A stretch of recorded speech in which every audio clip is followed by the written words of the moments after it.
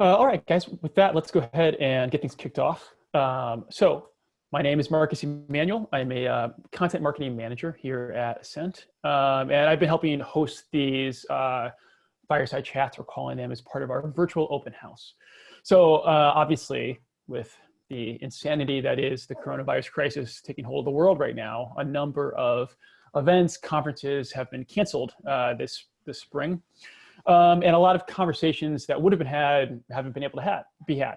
So that was part of the impetus for creating this virtual open house, just sort of the space we could get together, talk about some of the ideas we have, share them with people. And part of that series is these fireside chats. We've had a couple already so far, kicked it off with a keynote from our CEO, Brian Clark, about ethical AI. I talked to Maria Phillips yesterday about the evolution of regulation. And today I'm really excited about this one. We're going to talk about implementing an effective remote workforce. So we've got with us Carrie Pinkham, Sarah Samuels Taylor, and Chris Doyle. I'm going to let you guys just briefly introduce yourselves before we jump in. Carrie, why don't we start with you? Sure. Hi, everyone. Good afternoon. So my name is Carrie Pinkham. I actually just joined Ascent in January as the VP of People.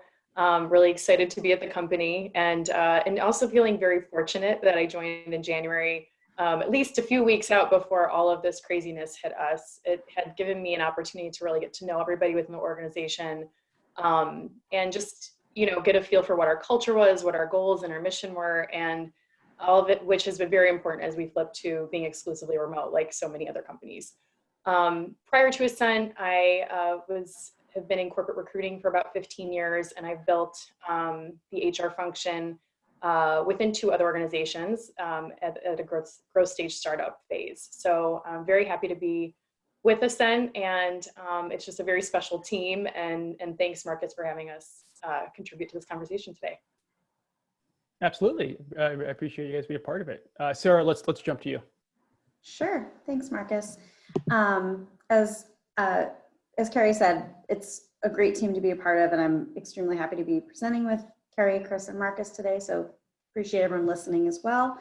I'm the Chief of Staff at Ascent. I started a little over a year ago, and I came from a background in consulting, commercial real estate, and project management. And so although it's a very different space now, I'm putting a lot of the same skills to use as we think about strategic projects for Ascent and how we can best support our team so to enable them to get their work done is a lot of the way that I think about my role at Ascent, which has come into play a lot in the last couple of weeks.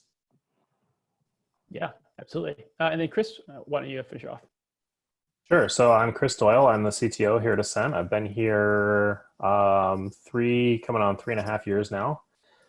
My background is largely in consumer spaces, so it's been a very different experience to be in such a, not just a B2B space, but sort of a very like back office B2B space. Yeah, so it's I wouldn't say better or worse, just different.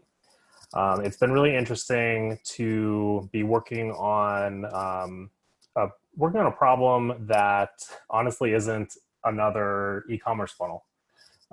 So it's been really exciting for me to be able to dig into some really meaty technical challenges that we have here, bring some like business automation type of work from some of my past, but also get really involved in some of these really new and exciting emerging technologies around AI, machine learning, natural language processing, and learning about those, figuring out how to integrate those into a cohesive technical platform, technical strategy.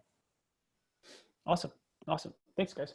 So obviously we've already talked about this. It's hard to have a conversation today without talking about it, but in the midst of this coronavirus crisis, business after business has locked up their office space in the last month or so and pushed employees to be working fully remotely here in Illinois under the mandate of the law, right?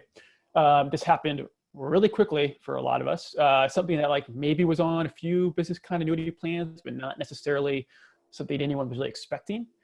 Sarah, I know you did a lot of the work here in getting Ascent up and running as a remote office. Can you talk a little bit about that process, what it was like for Ascent, and then also what ways we were prepared or not prepared for this transition?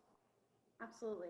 I go to all of our building safety briefings, and this is not something you can do a fire drill for, really. So it's definitely been a learn by doing process for us. And one of the most important things has been collaborating with all of the folks at Ascent, thinking about what to do. But I'll talk a little bit about what the timeline looked like, so you have some context, and then I'll talk about what our preparation looked like as well. So as you alluded to, Marcus, we're at a stay-at-home order in Illinois under mandate from the governor. But before that happened, folks were already starting to talk about it. We were becoming aware that it might be a bigger crisis than we realized at the time. And so the first thing that happened was that we started by telling our teams to start bringing their equipment home every night. I think generally folks do that anyway, but we said, things could change. Things are changing day to day. We may learn something new overnight. So please be prepared if we ask you to stay home.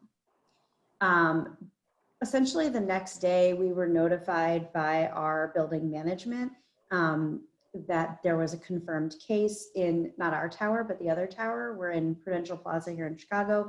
We were the first major office building in Chicago to have a confirmed case. So that put us out a little bit ahead of some other folks in terms of timeline.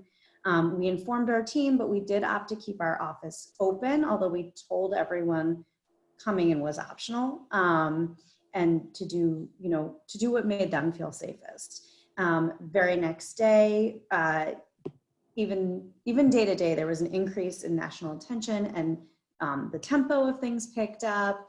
We were learning more, and that night was the night a number of major sports events were canceled.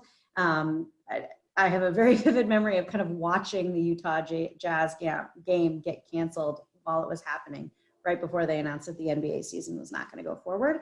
And some of those major events on the national scene really made us take a second look and say, we think it's time to close our office. And so we overnight made that announcement to our team. And from then we've been remote. And so that was the timeline. I can talk a little bit about, as you said, the preparation, or how we weren't prepared, both sides of the coin. First of all, we already had a number of folks that are fully remote, and we had a remote friendly policy in place for our team. Folks can work up to 6 days a month remotely. So that made the tactical side of things easier. People, for the most part, were already accustomed in some ways to working from home along a spectrum of personal preparedness, I would say. Although I think it's important to recognize that your typical optional work from home is obviously very different than all of a sudden everybody is working from home, kids are home from school, et cetera. But so we were somewhat prepared in that sense, but we still had to think through some of the implications. Did folks have the equipment they needed? Was everyone going to have a strong enough Wi-Fi connection? Obviously, some of that is out of our control. I think across the country there have been issues with it, but we wanted to make sure that we were supporting people as much as possible, whether that meant, helping them think through how to set up their workspace, or literally providing additional equipment they may not have had before, like a monitor at home. While all of this was going on, our executive team was in constant communication, sort of leading up to that decision for the first optional night closure, and then ultimately closing the office. We had established a response team, which was myself, Carrie, our CEO, and Chris providing a lot of advisory support and data and resources on the side. Once Governor Pritzker announced the restaurant and school closings, we realized that folks might be home for a while, and that this could become even more complicated than we had originally envisioned. And so started to think and share with our team additionally about, our willingness to be flexible, especially for people dealing with childcare and homeschooling and other complications, just from a change in routine. So as I said, we did a lot of thinking about the mechanics, what hours people might be available and needing to be flexible, what equipment, how to stay connected. But also I think we had this realization that it's not just about that tactical side and the logistics, it's also really about how everyone on the team is feeling, how they're adapting to the change, how we communicate with them and how we think about our business goals in light of the changing context. Yeah, absolutely. That's awesome. So then, now having a fully remote workforce, or even, before when we had, as you said, a number of team members that were remote. Carrie, can you talk to us a little bit about some of the challenges of having a workforce like that, maintaining culture, keeping communication going, all that kind of stuff? Sure. I think what's important to keep in mind, I'm usually a huge proponent of remote work, but this is a totally different scenario. So usually with remote work, maybe it's 1 or 2 days a week for people, and this is kind of universal. I think more companies are becoming more open to that. But usually the remote work piece is like, it's maybe your day where you're definitely working, but you're also able to decompress a little bit. You maybe don't have a long commute as part of the day. You get to see loved ones that you don't usually get to see. You get to maybe run a quick errand or something and make that, 5-day work week a little bit more manageable for your personal life.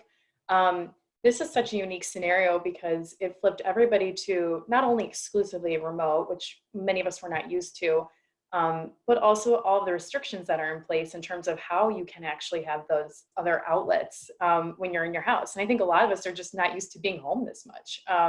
And that goes for spouses, siblings, parents, and children. I have 3 small kids. And so that was, none of us are used to being home this much. We usually have activities in preschool, and, my husband and I are off to going commuting and stuff downtown to the city. So this is it's such a unique time for everything to just sort of be shut down. And I think that's the biggest challenge for me as I think about supporting our people through this. I think people would be lying if they said that each of us are having some anxiety during this time. And even people that don't typically have that as an existing condition or something, it's really within us now. And so I think that's kind of the biggest challenge for not only Ascent, but other companies too, just trying to find that balance between, people are craving that normalcy. And so I've been very proud of our company that we've still, really had our mission in place and our goals and objectives that we're driving towards, but also giving people some of that space and recognizing like we really want to promote that they are shutting off from work, even though they're inside their house. That they're not just waking up and, I've been joking that it feels like Groundhog Day for so many of us. But it's also like not a joke. It's the real thing. And that's kind of a hard thing to deal with. So I think that's the biggest challenge right now in this remote workforce. Just it not being like your typical remote work setting situation. And, just having things that are interfering that, are not normal in your typical workday. So yeah, those would be that's my 2 cents there.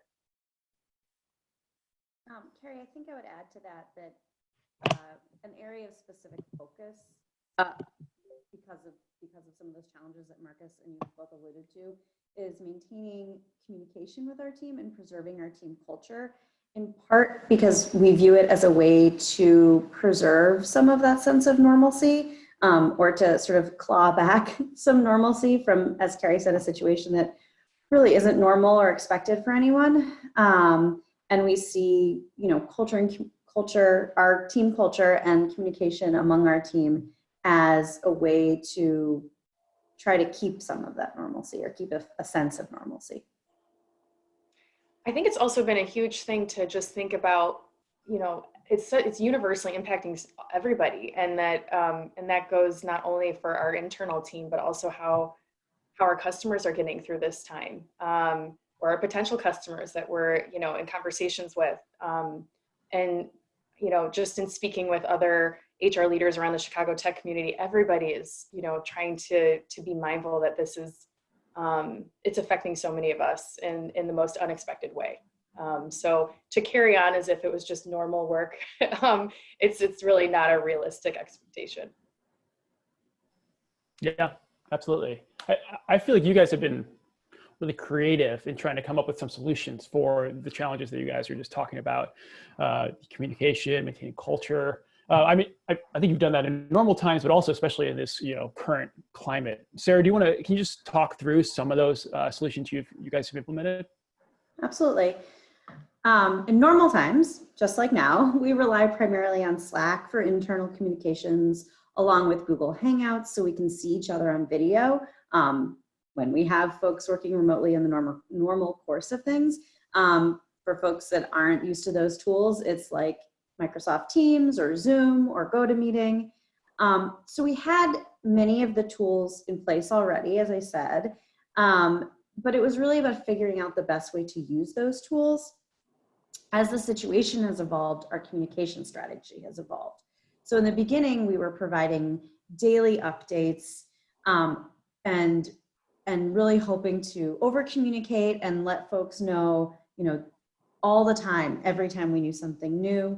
And we also had a lot of opportunity for, I'll say, non-work connections, social opportunities, lunch and learns, happy hours at a pretty quick cadence, because right away we wanted to get folks used to connecting that way and let everyone know that we were all, just a click of a mouse away, even if you couldn't tap someone on the shoulder physically. And now that, although the situation has continued to evolve, our internal work cadence has gotten to feel a little bit more regular. We've established a slightly slowed down cadence for communication and activities to let folks have that piece, but also continue to focus on their work goals, as Carrie talked about.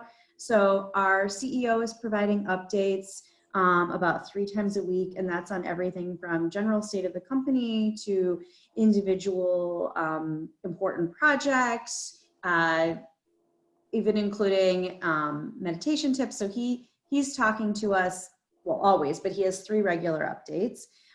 We're having engagement opportunities once or twice a week, everything from a lunch and learn this afternoon on our customer journey to a very special magic show from our Vice President of Finance, which everybody loved, and folks brought their families in to watch as well, so that was nice. We also added new tools like Donut, which is an app connected through Slack that pairs employees who opt in randomly based. It pairs you with people you don't Slack with very often, so you get a chance to know folks you may not know, and provides fun conversation starters, just a chance for people to get to know each other, in some ways replacing that bumping into each other in the kitchen sense of things. One of our first lunch and learns was actually about remote work. So we've got folks, as I said, that are remote all the time and have years of experience working remotely, and they did a lunch and learn about how they manage, what works for them, what doesn't. I think one of the favorite tips was, get dressed for work every day, things like that, and also an opportunity for Q&A for people to ask specific things that they needed help with. We also had a session on company mission and values from our CEO, which was helpful for new hires, especially those that have started since the office closed, which obviously comes with some specific challenges, but also for folks that have been with us for a while. It's always good to refocus, re-listen to what company mission is. I think it really helps people connect to the work they're doing on a day-to-day basis, whether it's in the midst of a crisis like this or not. So we've got a lot of upcoming things, but as I said, we kind of started with a lot more, and we've smoothed down to a more regular cadence to have a nice balance between focus on work and socializing or team bonding opportunities. Yeah, one of the happy hours that we had was actually, it was that first week, but we opened it with a conversation starter, which was like, tell us about your worst job ever. And I will say that was such an intimate conversation with like 40 people, just to hear all those fun stories and maybe not so fun stories, but funny stories for the most part, and get to know more about people's backgrounds that way. I feel like there's just been a nice, people are getting to know each other in a different way in this intimate setting, and that everyone's going through this challenge universally all together. One of the things that, in addition to our CEO channel on Slack, on that messaging application that Sarah mentioned, is a wellness channel that we've started. So we also have announcements. So I typically post things to everybody in the company, but then it's also available on our wellness channel. Things like our Headspace account. We also have Broker, which is for any of those that are looking into new tools. It was passed along by a friend of mine in the Chicago HR community. Broker offers wellness videos and scheduling, and it's a great resource. And basically they're offering free employer accounts for the month of April. So definitely take a look there. We've posted things. There's a Chicago startup that has posted some free financial videos for people that are concerned about their financial wellness right now. Sarah's posted some great things like, fun recipes or cooking demonstrations to log into. Just really trying to share with people, some best practices as we go forward in navigating these uncharted territories. One thing that was also brought to my attention is there's a really great resource. It's called crisistextline.org. So if you are looking for a way to support any personal friends or professional friends, or to pass along to your HR leader, this is a free online resource where you essentially can text in that moment of need, and someone will call you right away to discuss anything. And they're very focused, obviously, right now on the response to COVID-19. So it looked like an interesting resource to me that I just passed along to our employees yesterday. Some of the things also that we've had to shift and think about, I think Chris started to mention a little bit the onboarding of new employees. We did have people that thankfully had interviewed in the office in early March. And so they had gotten to know us and the culture and the office environment just a little bit before their start date. But, we're seeing the need for to make a few more critical hires in the coming weeks, months ahead. And we're appreciating that there's a very good chance it's going to have to be fully remote. And, I'll be honest, in the initial week or so of this, I was thinking maybe we should push out our, onboarding because we'll be back soon. And I think the reality is setting in that we still have company goals to meet. And we want to bring people on during this time. So what I've been trying to do from an interview standpoint is talking to candidates and kind of going above and beyond on describing the culture. I mean, I think that's usually a question that I get, but instead of waiting for the question, I'm proactively mentioning it to candidates, trying to describe what the office is like, trying to describe what it's been like under remote circumstances too. So, and getting their comfort level in joining, a fully remote as a new hire. And what I'm seeing is there's really pretty warm receipt. Candidates are either already doing this with their current employers, or they're in between jobs and they're being flexible about this point. So that's been one thing we've done, just, kind of over communicate what our culture really is like. And then in terms of actually interviewing, everything is remote. So everything's through video now. And I think this has actually kind of opened our eyes to the fact that we could do this indefinitely, even when we return to our office. A lot of times it's more convenient for candidates. Maybe they have a work from home day once a week typically, and it's going to be easier to do interviews or something during that time. So I think, some of these things that are lessons that are being learned right now and experiences are things I think we're going to take forward past coronavirus. The other thing that has been really helpful to me, and I just connecting with others, in the Chicago HR community. And I know a lot of our other leaders have done this in, our sales organization, our customer success team, technology, data science, those various leaders have reconnected with their colleagues around the community just to get feedback and input on what other companies are doing. So, I think that has been super valuable to us. And I know Sarah has joined a variety of webinars and such on this remote work experience and has brought so many great things to the table for Ascent. Thank you, Carrie. I would add to your point how helpful the rest of the community has been. And I would say that if folks listening today have questions about any of the resources we're using, that you can connect through Marcus or find us on LinkedIn. And I'm sure I'm happy, and I'm sure Carrie and Chris are as well, and Marcus, to answer questions about any of the tools we're using or how we've implemented them if you want to know more after the webinar today. Absolutely. Yeah, absolutely. It's awesome. So we talked there about a lot of the challenges that we've seen and how we've tried to overcome them. Are there benefits to having a remote workforce, either fully remote in these circumstances or even just during normal times? Carrie, do you want to talk a little bit about that one?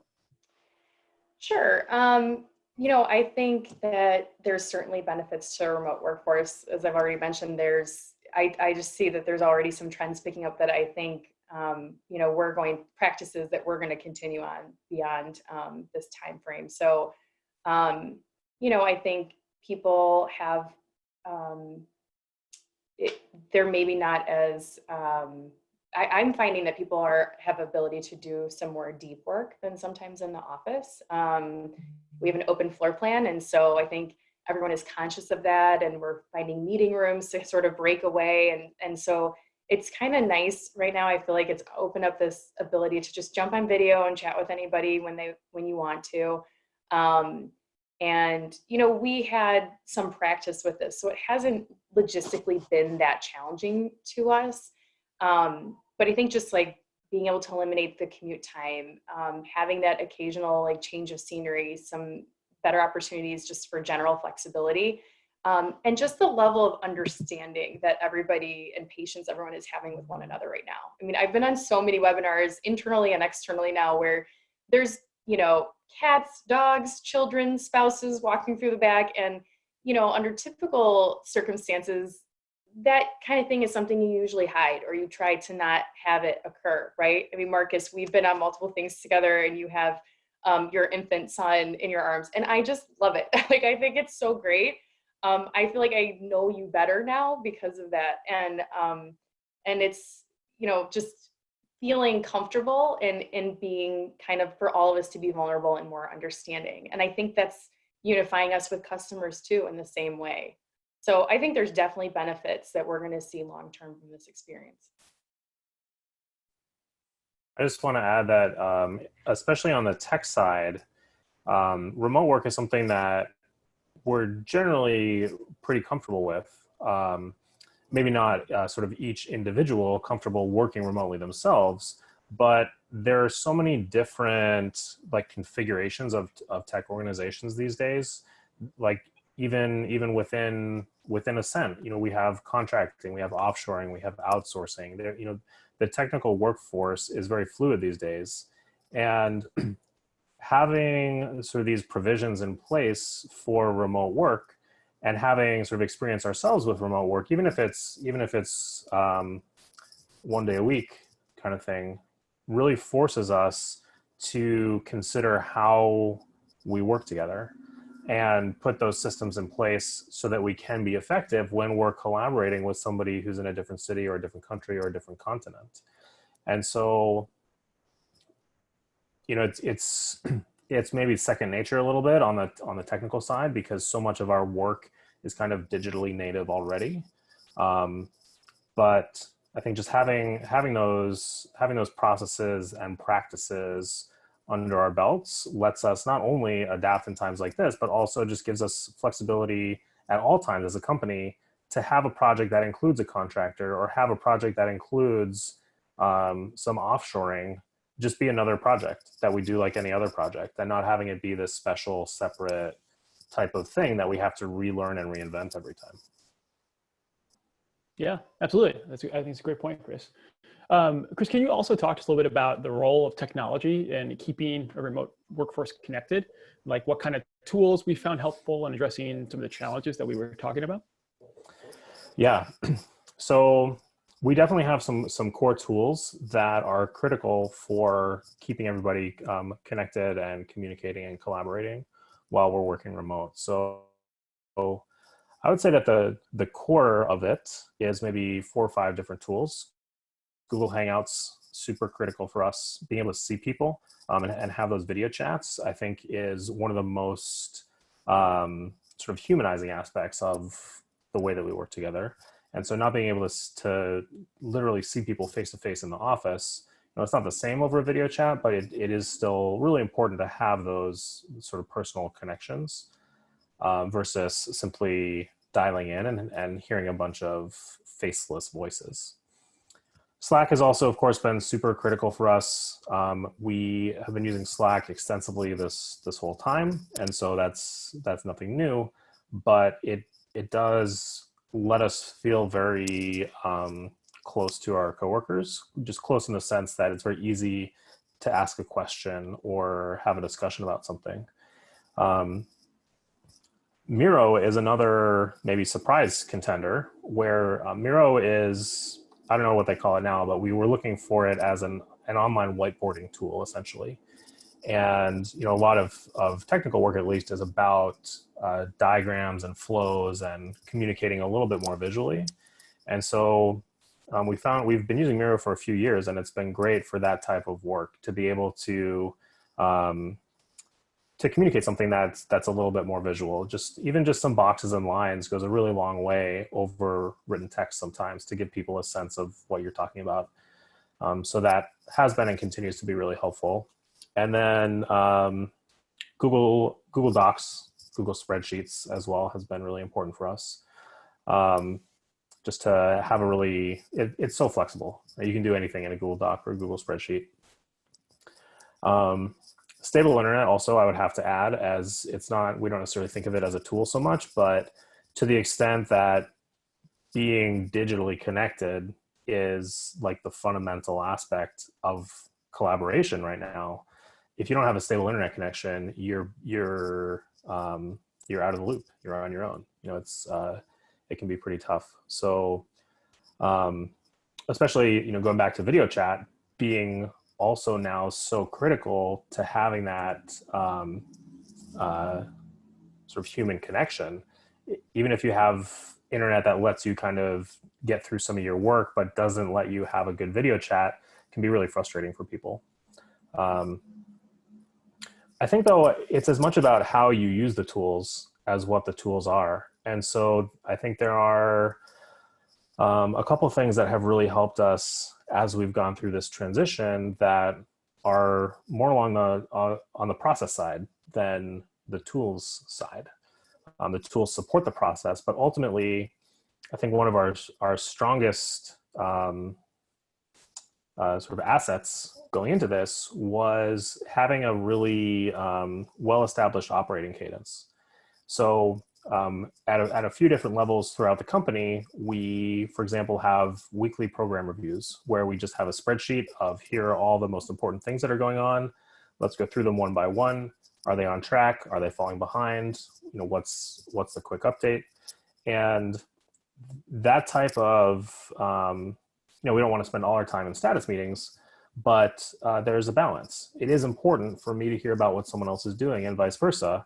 It helps us understand each other better. It helps us collaborate better. It helps us prevent working sort of at odds on something or duplicating work. Helps us avoid things falling through the cracks. And so having just a couple of those types of check-ins at sort of different levels of the company has really been something that, because we already had this Google spreadsheet with all our projects in it, that's still accessible for us right now. And so every week we still go in the same document, we have the same conversation, and I think that's contributed a lot to the sense of continued momentum. Even as we flipped the switch on remote work, a lot of things changed, but sort of the fundamental core operating cadence has not changed. And I think that's been really key. Even down to the level of like stand-ups, one-on-ones, making sure that we continue doing those. It's even more important to have those types of connections at this point. I will say though, I don't know if this, maybe it's a little late for people, but just thinking about remote as part of a broader strategy rather than just in this times of pandemic. One thing that I have to emphasize is that our remote capability got so much better when we improved our Office AV.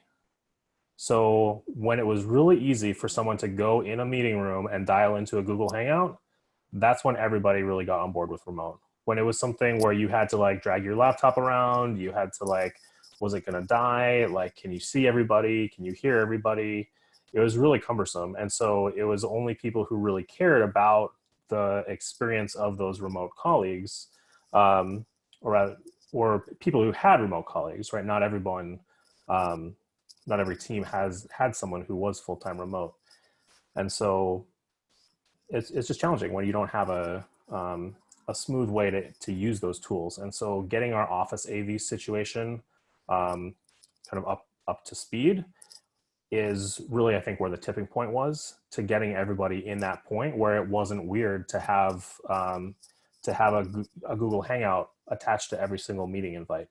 And I think that's really, if we hadn't reached that point, 6 months ago, 9 months ago, I think we would have had a lot more trouble right now. Chris, you mentioned stand-up meetings, and that's a very typical practice within technology organizations.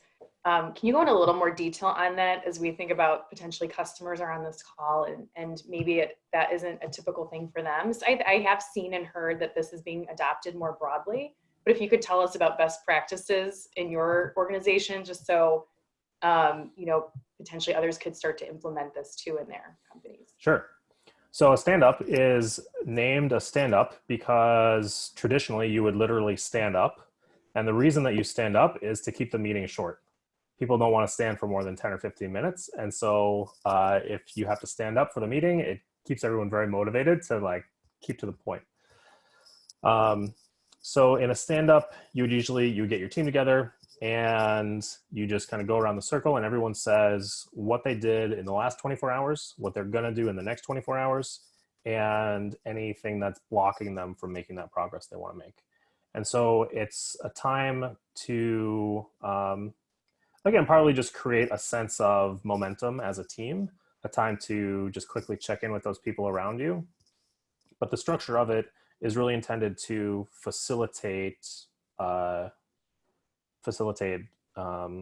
speed, facilitate collaboration. And it's tempting to get sidetracked into discussing some of those things, right? Somebody says like, oh, I'm going to work on this thing, and you're really interested in that thing. You want to ask them about it, or they worked on a thing, they had some troubles, you have some idea about how they could do it better. And naturally the conversation does kind of include some of that. But ideally, the sort of platonic ideal of a stand-up is that everyone just kind of goes around, says their snapshot, and then anything that comes out of it, you can take it into another meeting and have a longer discussion.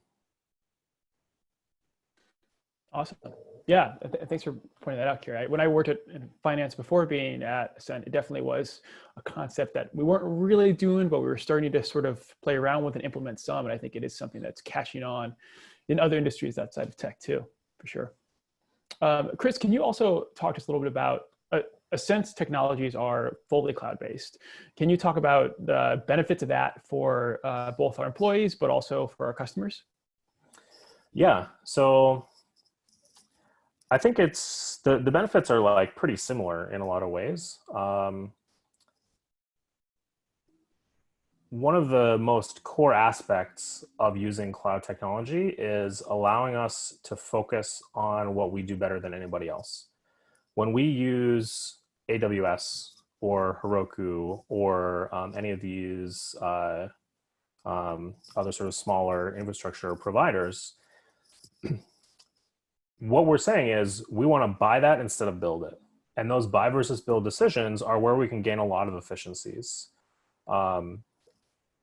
We don't want to spend our time building something that someone else has already built, something that they've built better and faster and more scalably than we could do it.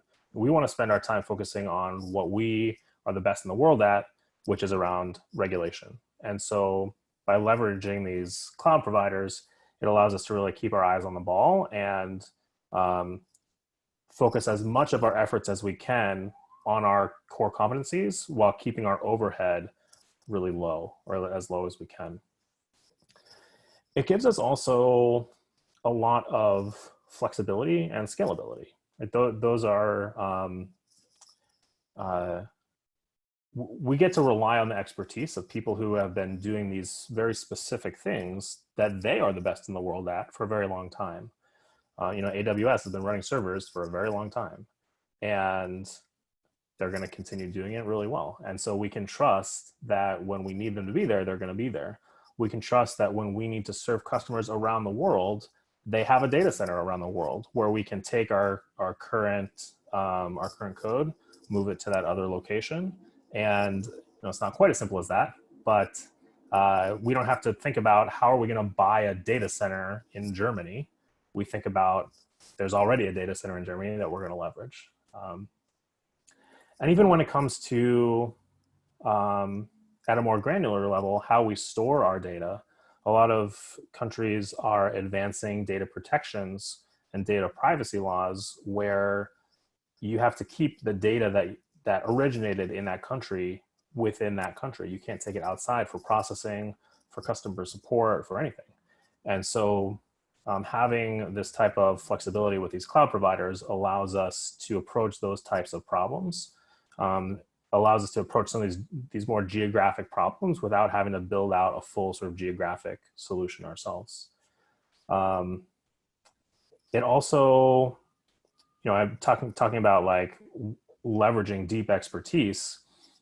A lot of that deep expertise is around operations, it's around uptime, and it's around things like security, where security is very important to us as a company. And it's something that we sort of have our own internal perspective on how we're handling security.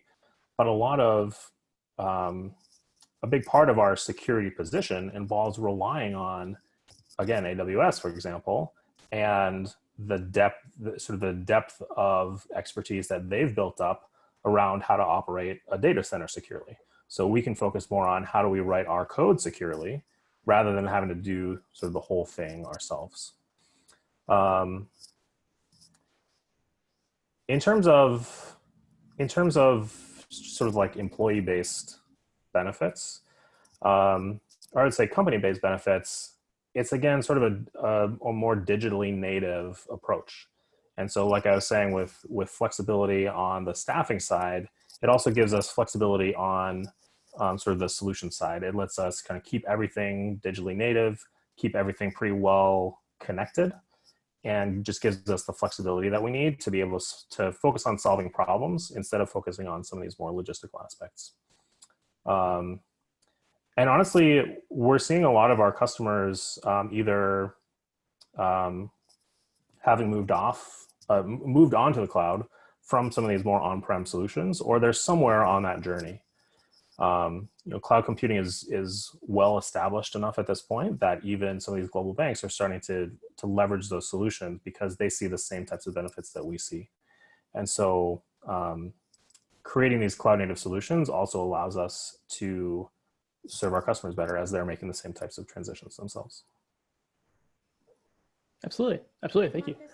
And so then finally, the past few weeks have obviously been a challenging whirlwind for a lot of different companies. Carrie, can you just talk a little bit about what are some of the most surprising things you've encountered as you've worked to make Ascent a high-functioning remote workforce? Sure. I mean, I think the first one that comes to mind for me is we had a big product launch that was scheduled for the end of March. And it was something that the entire company, every team was working towards together. And, when this impacted us that we're all going to be remote and, the news was starting to circle around and everyone was feeling a lot of pressure, I think it allowed us to step back and make a decision of like, what's really important right now. What's important for the market, for our customers, what's important for our employees. And we ultimately decided as a team to push that launch out a few weeks. And that's a big deal, I think, for a software startup company to make a decision like that. It meant, pushing out a deadline that people have been working towards. And like I said before, we all want this normalcy and, to still have those goals in place, but also just appreciating and stepping back from the situation, realizing that this was not going to be a normal week for anybody leading up to this launch. And And I think we made a really good decision as a company. And so I think for those listening in, I would, if there's opportunities like that, for the sake of your employees or for your customers, to make those tough decisions that are atypical, for your company. I mentioned it earlier in the conversation, but I think just the way that people are really unified in this situation. And I think that first week we went fully remote, it was a new thing for all of us. And so we were really mindful, and Sarah spoke to all the things that we put in place to try to keep our culture strong and going and people connected. But I think this experience has really brought people together in a more intimate way. Just like I said, being able to see people's home settings and getting a sense of like, okay, that's where they're working, from home, and being able to see loved ones, and like the magic show we had last week, having Dan show us, a talent that I don't think a lot of people knew about at the office, right? And then also being able to include our kids and our spouses in that. So it was a really neat thing just to see people's home life a bit more. And I think that's been something that has sort of, at least for us, forever changed us as a company. Lastly, and I've mentioned a couple times, but just this connection and support from the greater tech community. I know there's other cities out there that are a little ahead of us on coronavirus, just in terms of how much of an impact it has made on their city. And there's other tech communities that have also come together in this time of need. We're no different in Chicago. So I've been really humbled by this experience. Typically, even though we're all creating solutions for different industries, and some are B2B and some are B2C, you're kind of going after the same talent oftentimes. And so there's a little bit of this like healthy competition, even though we're friends. I think that competition, like the walls have come down. We're members of Sales Assembly, and they have put us, there's an HR council, leadership council in place that I'm on. So we were able to join, I've instantly become connected to about 15 to 20 HR leaders around Chicago. Obviously I had some friends in my network already, but being able to just very, very much jump in a very vulnerable time, all of us, and speak very openly about different challenges. And each of the calls have had different topics, but being able to lend advice to others, being able to get advice from others has been huge for me, who's, an HR team of one technically, being able to have those, that's been significant. And like I said, I just think it changes us all as we go forward. Absolutely. I would just add one thought. We started this conversation with the goal of telling you how we transitioned to a fully remote workforce, but we also started by saying, because we were remote friendly and had fully remote folks already, that smoothed the path for us. And so I just want to, for me, I think a final thought would be that even with that advantage in place, it still required being really thoughtful about whether or not we had the right tools and processes in place. And I think in what all of us have talked about today kind of comes down to that one idea of, thinking through how to best do this, even when you need to move quickly. So, Chris talked a lot about how the amazing tools we already had in place. That doesn't mean that we didn't need new tools. We talked a lot about the fact that we're on Hangouts on this call, but you'll notice we're using Zoom today.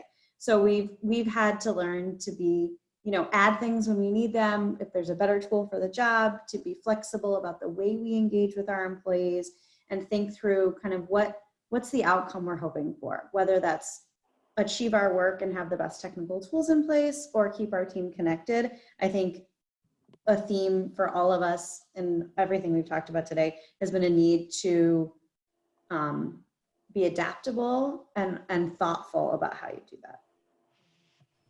Yeah, and I would say forward thinking. I think you guys have done a great job of getting ahead of the challenges as much as possible by not just assuming that because people were already working remote, we're set up for this and it's not going to be a problem, but saying like, okay, this is different. Let's try and figure out how we're going to adapt to it and change and all that kind of stuff. I think that's where a lot of those really great ideas have come from and have helped smooth that path you talked about, for sure. So I want to just briefly open it up if there are any questions in the last few minutes here. You can drop them in the chat or just raise your hand and I can unmute you. I'm also going to share a link in our chat to our open house landing page where you can find other sessions as well as a lot of other great material. While we wait to see if any questions come in, I'm just going to preview a couple of those sessions that are coming up. Tomorrow, we're talking with Account Executive Crick Novak about digital transformation in financial services and how to make it work for you.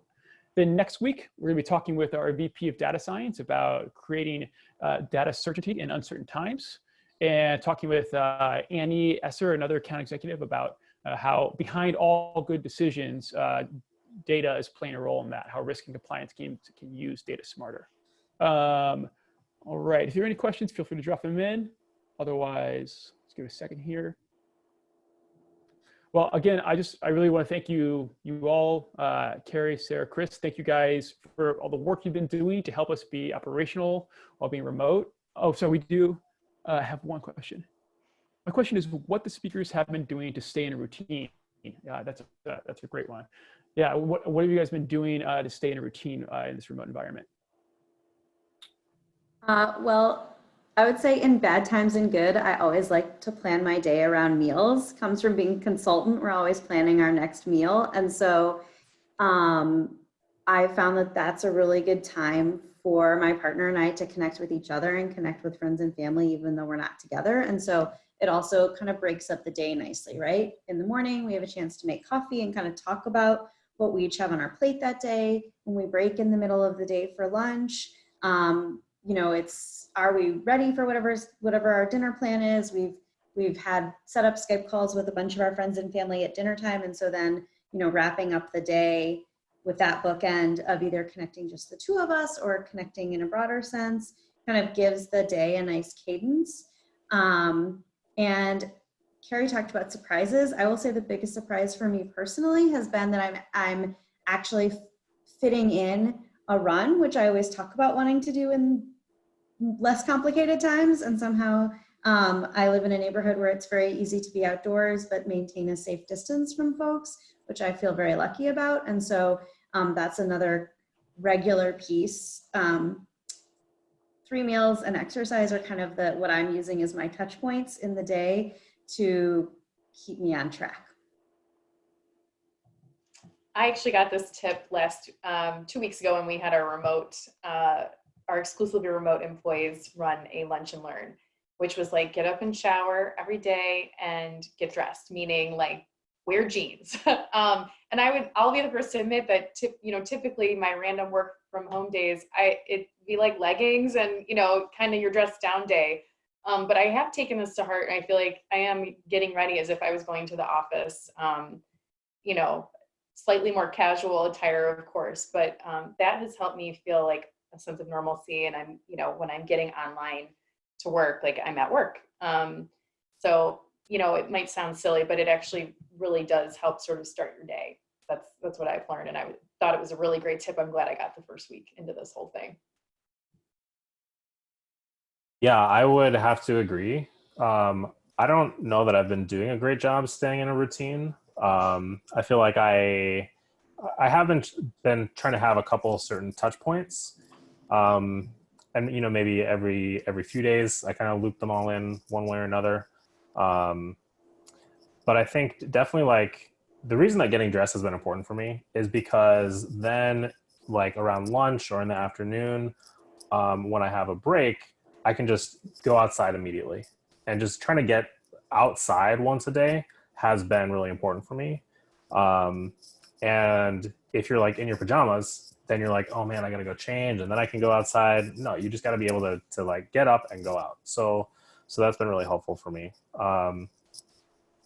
I think it's also important to note though, that we maybe feel like we have more time now because we're not commuting. But now that it's been a few weeks, like that was also sort of my initial impression. I was like, oh, I can do all these things. I can like, I can work out more. I can like cook more. I can all these things. And has it really played out that way? I mean, maybe a little bit, maybe not so much, but I think it's important to note that that time that we're saving from not commuting, it's so easy to replace that time with just working more, or with like everything just takes a little longer because we all have this like base level of anxiety, or you know, to what extent was a lack of time really your limiting factor as you're trying to like be healthier or achieve these goals in your lives? You know, to some extent it's about the energy that you have, or the motivation, or these other aspects. And so one thing that has been important for me is to try to adapt to this new environment with this new situation, where a lot of my previous habits have kind of been wiped off the board, but not be too hard on myself thinking like, oh, I should be doing these 15 other things because I have all this time now, because that's not really true, right? And actually having the time to work out more, or having the time to cook more, or whatever it is, wasn't actually my limiting factor to begin with. So why would it be any different now? So yeah, it's a balance. Yeah, that's a very interesting point, Chris. Yeah, that's part of this whole insanity we're going through, is learning these new things about ourselves, or understanding old things about ourselves in new ways too, for sure. Absolutely. All right, guys, well, we're about at time, so I'm gonna close with that. But I really do just wanna say thank you all so much. I appreciate you taking the time to do this, to share your thoughts with us, and all the work you've been doing to just keep Ascent high functioning in this new environment. So thank you all so much. Really appreciate it. Thanks everyone for attending. Thanks again. Thanks, Marcus. Thanks, All right, bye. Marcus. Bye.